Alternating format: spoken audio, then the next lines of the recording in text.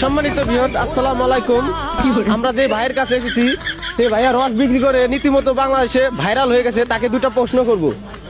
ভাইয়া, হ্যাঁ বলেন। তাতে আপনার এই জায়গায় ভিড় কিরকম জমে? মনে করেন যে বললে তো আপনারা বিশ্বাস দেবেন না। এই যে ফাঁকা জায়গাটা যে দেখতে পাচ্ছেন, এই যে ফাঁকা জায়গাটা, হ্যাঁ হ্যাঁ, এই ক্যামেরাম্যান ওখানে যাই দেখান। আরে দেখান না কেন? হ্যাঁ, এই ফাঁকা জায়গাটা দেখছেন না? এটা কালকে মনে করেন যে 2টা হেলিকপ্টার নেমে আমার রস খেয়ে গেছে। 2টা হেলিকপ্টার নামছিল?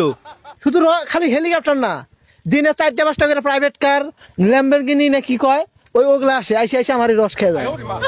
তাতে আপনার এই যে কলা গাছ, বিচা কলা গাছ না? হ্যাঁ, এটা জাত বিছা কলা গাছ। এটা রস খেলে কি উপকার? উপকার মনে করেন যে মানুষের পাতলা পায়খানা হয়। এই রস খেলে আপনার মনে করেন যে এই যে দেখতে পাচ্ছেন যে রসটা খাঁটি বিছা কলার রস, এটা খাইলে মনে করেন যে আপনার পাতলা পায়খানা একবারে মনে করেন যে শক্ত হয়ে যাবে। শক্ত হয়ে যাবো। হ্যাঁ।